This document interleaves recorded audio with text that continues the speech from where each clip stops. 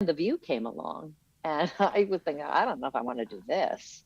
This is where I have to actually talk, and have opinions. And I was trained for years not to have opinions. So here I am, to just give the news lady just the facts. And I became like an unleashed animal. It's like I was let out of a cage.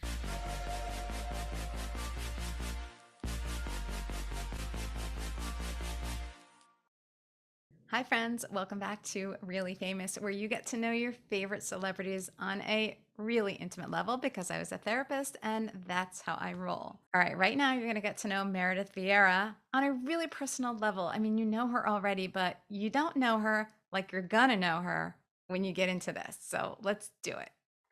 And I was saying crazy stuff just because I could say it. So I had to learn to rein myself in a little bit just because I was nervous to do it, but I sort of got a kick out of it too. That's so interesting. So were you scared leading up to so what happened? Did Barbara Walters ask you, say, like, let's do this together, or what, how did this Well, start and what were your no, thoughts?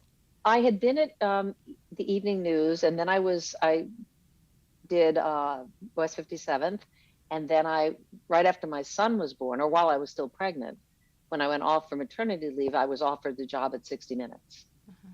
And so I went to 60 Minutes, and it's kind of a long story. I had my son Ben, started working at 60, and it was very much an all boys club, a boys club, and I found it a lot of pressure.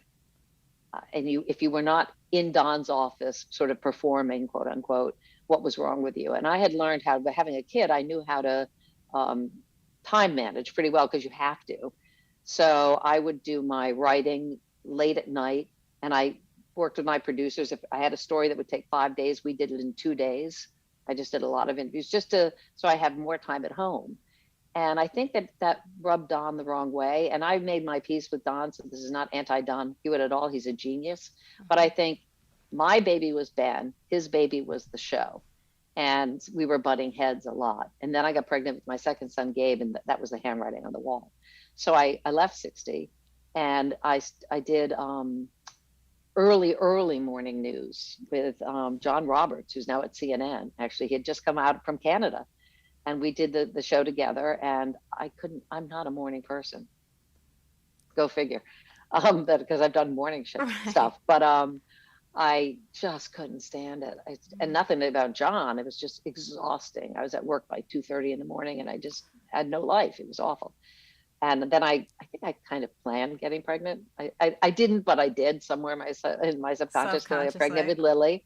Uh-huh. And then when I had Lily, I left. That was it. I didn't want to do that anymore. And then I got offered a job at ABC at a show called Turning Point, which was long form, with a wonderful woman named Phyllis. I'm blanking on her last name now. I'm sorry to say that. That's terrible. But she got me. And I said, I don't know if I want to go back and do that because I want to do my writing at home. And she said, you can do your writing in your bathroom. All I need for you, I really like what you do. If you figure out however works for you. If you never want to come into an office, you don't have to come into an office. And I delivered for her probably 120%, because now it was me proving that I could do that. And she let me. She said, I trust you to deliver. And I really enjoyed that. And then when I was there, the show was sort of fizzling out. And Barbara Walters knew Phyllis and knew Betsy West, who was also one of the top people at our show. And she was looking for somebody to be the moderator for this new show she had come up with, this talk show, with all these different generations of women. Yeah. And she contacted them and said, well, I think she's very good, but to Betsy and Phyllis, but is she funny? And they said, well, she's crazy. She's silly, but yeah, she's very funny. I just lost an earring. Cue Oh. funny. Oh, Um, that is funny. Look at like you. Your look at timing is me now. Look at me impeccable. now. Exactly, the clown that I am. And so she asked me to audition, Barbara, and I did in the hotel room in Manhattan. That's where they held all the auditions. And I went begrudgingly. I don't really watch morning television, nothing against it at all, but I was working. So, and I was a little bit of, well, I'm a journalist. I don't know that I really want to do that. And again, Richard, who's very level headed, he said, look, you're a reporter who doesn't really want to go out and report anymore, because if I had little kids, I didn't want to Right. be on the road. He said, so why don't you just, it's an audition, just go and maybe it'll open your eyes to something else, to other possibilities. And so I went and I sat in this hotel room with Barbara. The first group was Barbara, Star Jones, I think it was Joy, and Debbie. And I loved it. It was so weird. I loved it. And I came home and I said to Richard, I can't believe I'm saying this, but I really enjoyed it. And I said, but I'm never going to get it. There were so many people. I'm never going to get it. And then I got it. Oh, And so that was you it. loved it right from the audition. You loved it. Yeah, I knew that it was, I'm big on change. And yet I'm not at all, Okay. but I like to shake stuff up. And I knew that my husband was right in the sense that I loved what I did, but I didn't want to do it. I didn't want to be on the road, and this was an opportunity to try something different. And I've also always believed in this business, and maybe it's being a woman, but I felt the more skills you have, the greater your skill set, the more likely you'll have longevity. So, I knew I could, as a journalist, I could tell stories. This was something else. Okay, can I do talk? And so I jumped at it, and I don't regret it at all. I spent 9 years there and grew tremendously and had wonderful experiences. At the end of the day, I'm not sure that's the perfect format for me. I don't know if there is a perfect format for me, but it was a great experience. And it was great to work with Barbara and to get to know the other women. And also, when you start something from the ground building up, there's a camaraderie when you're in the trenches that you don't have if you just walk into another show. It's just different. You're all in it together. You're all fighting to get the show off the ground. I had that with West 57th as well, the show that I did before 60 Minutes. And there's something very special. There's a bond that you create that is very special. And then when the game show came around, Millionaire, and I was offered that, I thought, okay, I like Millionaire. Why not? People said to me, why would you do a game show? And I said, well, I like game shows. What's wrong with game shows? And that was Regis's show, that he didn't want to, the only reason I got it was he didn't want to do syndication. He had done the prime time and he wasn't interested in doing syndication. Although they would have given it to him. And I'm so glad that I adored doing that. That was so much fun. I did that for 11 years. And also with Today Show for a few of those years as well.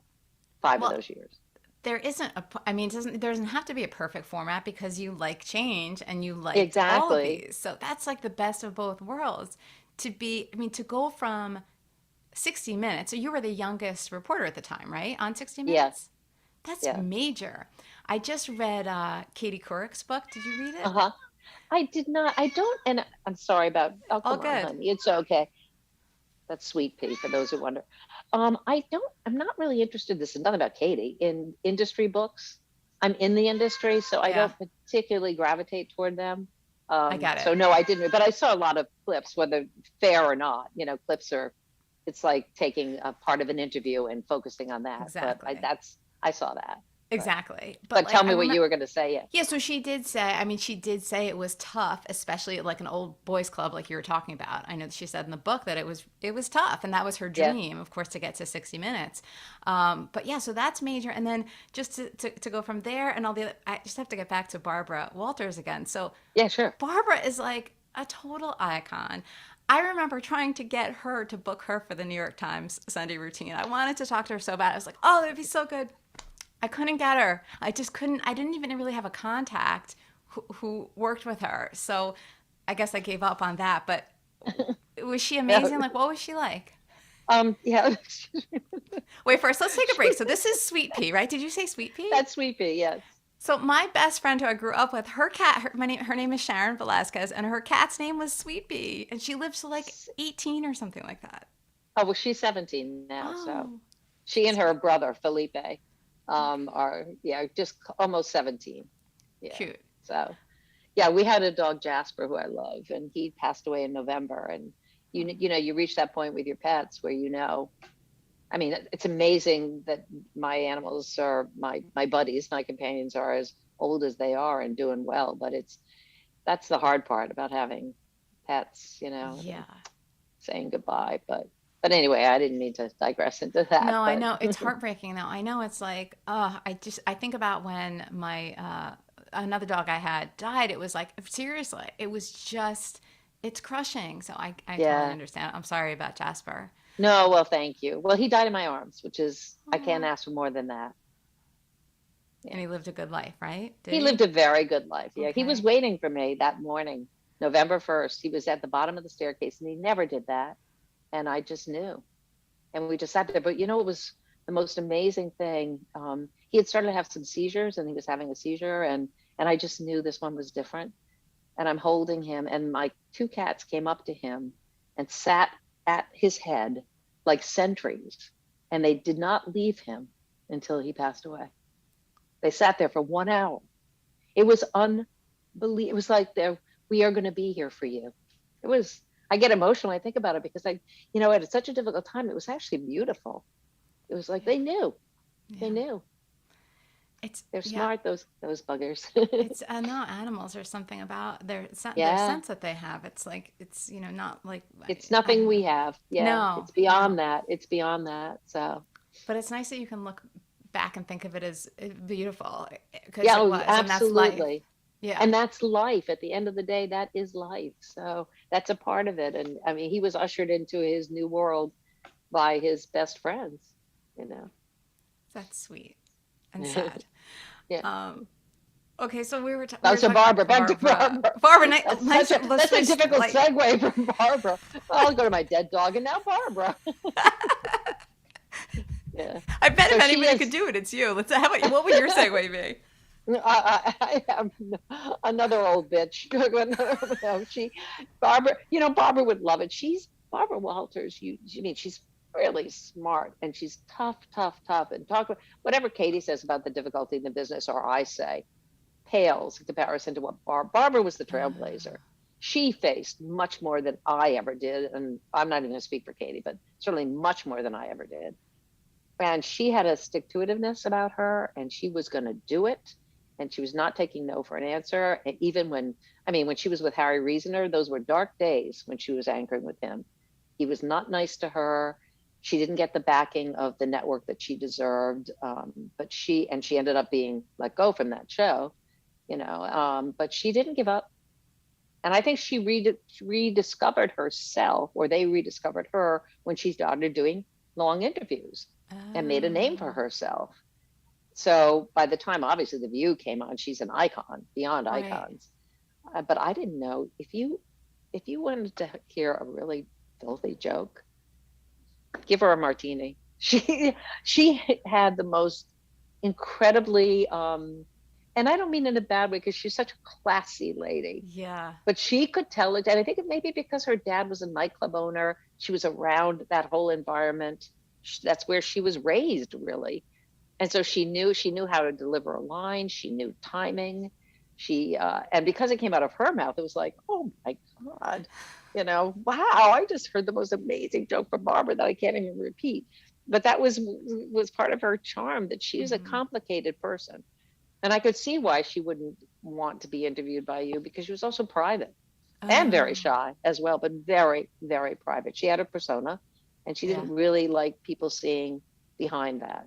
That makes sense. And that's also, Yeah, like you were saying before, that's more of what it was then. It was like nobody really needed to or wanted to hear, or you weren't supposed to hear from the people who were telling the story. right, So, but right, even when she did the long form interview, you would get a sense of her. But like you said, it was her persona, I suppose. And The View, we probably saw a little bit more of her there. But I right, see what you're saying, that, and right, even if whatever she shows to the world, she doesn't necessarily want to show everybody everything. Um, right. and that's interesting too. So it's like you, how she didn't realize until she was doing this other format that it was really her thing too. Not that reporting wasn't her thing, but these long form interviews, like how interesting that she went a long time without even doing those, right?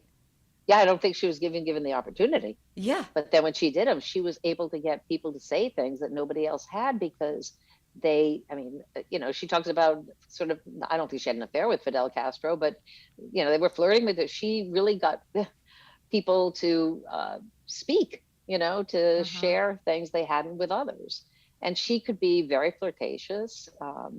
She knew how to work it. essentially. She knew how to Yeah. work it and get those questions in where you went, wait a minute, what did she just ask me? What did I just answer? And then she's on Right. to the next thing. She was good at it. She was really, really good at it. But she was also a taskmaster. When you were on The View, she didn't like something, you knew about it. Because, you know, that's what had happened to her when she started. She really believed you got to toughen up. Mm. That was part of the deal. So she could be hard. But I get it. I get Yeah. it. She expected from everybody what she delivered. Mm-hmm. And if you were not professional, if you didn't know your stuff, um, you know that she knew about it. Well, Either she that's would tell you or she'd tell the producers. That's unacceptable. Yeah. so then the producers would have to tell you. Sometimes, or they might say she would call you in if she was pissed about something, but that's okay. I you know, well, this running thing about when a woman does it, she's a bitch. When a man does it, Uh-huh. he's, you know, Right. a leader, you know. Yeah. But so she was up against a little bit of that, but she was always also ultimately a lady. I remember I had sort of been doing this anyway, but every new person she would meet who'd be part of the show, you know, like a co-host or whatever, one of her biggest pieces of advice was always write letters. Don't just jot down something in an email. If you want to tell somebody thank you, or you want to share something, always write a letter. It's important. It was that old school way of Yeah. doing things. And to this day, that's what I do. So Yeah. Barbara, do you ever talk to her? Like, does anybody talk to her? I don't know. I really don't know. I do not talk to her. I mean, when she left the View, she didn't disappear, but I think she wanted her space. And I respect that. And I reached out at one point with the girls to have lunch, and that just never materialized. And I'm not sure the state of her health right now. I hope that she's doing well. But I don't really know. Yeah, yeah. What was it like for you when you were starting out and trying to make it in the business? Well, you know, Wait, Meredith answers that question and so many more. We get into all sorts of extra topics in the second half of this talk. I put a link in the description below so you can easily click on it and watch. In part 2, she tells me about the other side of her personality that maybe isn't so obvious. And we talk about her family, her husband, and her fear of failure. Yes, she's human too. So you can watch that right now. It's part 2. Just click on the link in today's description. I'm Kara. Thanks for watching. Drop a comment about today's chat. I'd love to hear what you think. And if you like this video, please drop a like, subscribe to Really Famous, and tap that notifications bell so you are notified when I drop a new video, which is usually every Friday and Tuesday, so about twice a week. Thanks for watching. I'm Kara. See you next time.